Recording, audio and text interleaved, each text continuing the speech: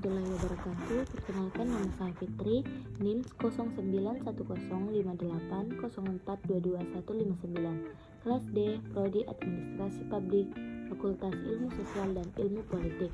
Baik, saya akan memaparkan materi tentang klasifikasi data. Ada 5 kategori klasifikasi data, antara lain 1. Jenis data, 2. Sifat data, 3. Sumber data, 4. Cara memperolehnya, dan 5. Waktu pengumpulan. Baik, pertama, klasifikasi berdasarkan jenis data dan terbagi atas 2, yaitu data kuantitatif dan data kualitatif. Data kuantitatif adalah informasi berupa kesekumpulan angka yang dapat dihitung dan dibandingkan pada skala numerik. Ini mencakup rata-rata, jumlah, total, perbedaan jumlah, dan lain-lain.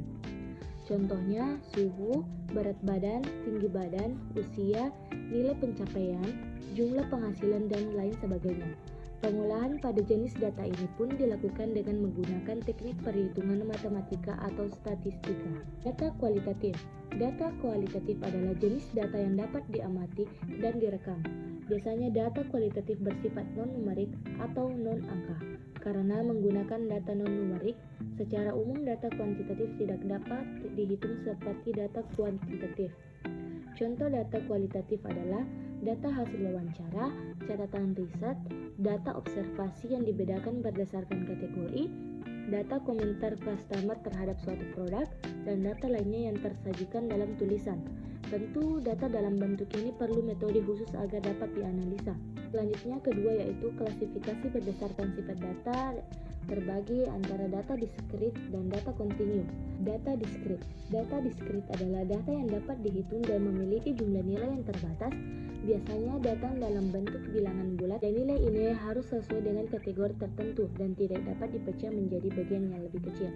Contohnya, jumlah hari dalam seminggu, sebulan, dan setahun. Data kontinu.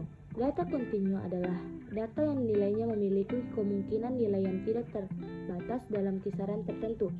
Contohnya, data kontinu yaitu kisaran suhu, tinggi badan karena dapat diukur dalam meter dan pecahan meter, waktu terjadinya suatu peristiwa, dan lain sebagainya. Kemudian yang ketiga, klasifikasi berdasarkan sumber data. Bagi 2, yaitu data internal dan data eksternal. Data internal adalah data yang menggambarkan situasi dan kondisi pada suatu organisasi secara internal. Contohnya data keuangan, data pegawai, data produksi, dan sebagainya. Situasi serta kondisi yang ada di luar organisasi. Data eksternal. Data eksternal adalah data yang diperoleh dari luar organisasi maupun tempat di mana penelitian itu dilakukan. Selanjutnya, keempat, yaitu klasifikasi berdasarkan cara memperolehnya. Bagi atas 2 jenis, yaitu data primer dan data sekunder. Data primer merupakan data yang diperoleh dari objek yang diteliti oleh orang atau organisasi yang sedang melakukan penelitian. Contohnya seperti data hasil wawancara langsung, hasil survei, dan kuesioner terhadap responden. Data sekunder. Data sekunder adalah berbagai informasi yang telah ada sebelumnya dan dengan sengaja dikumpulkan oleh peneliti yang digunakan untuk melengkapi kebutuhan data penelitian. Contohnya diagram, grafik, atau tabel sebuah informasi penting seperti sensus penduduk. Dan yang terakhir adalah klasifikasi berdasarkan waktu pengumpulan, yaitu data cross-seksional. Data cross-seksional adalah data yang dikumpulkan dalam satu waktu terhadap banyak individu.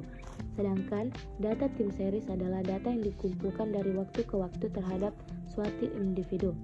Contohnya, tabel penjual PT Sehati menurut jenis barang dan daerah penjualan pada tahun 2012. Dan data time series. Data time series adalah data yang dikumpulkan dari waktu ke waktu.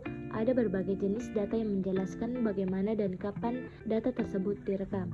Contoh data time series adalah melacak data cuaca harian, per jam, atau mingguan, melacak perubahan dalam kinerja aplikasi, perangkat medis untuk memvisualisasikan tanda vital secara real time.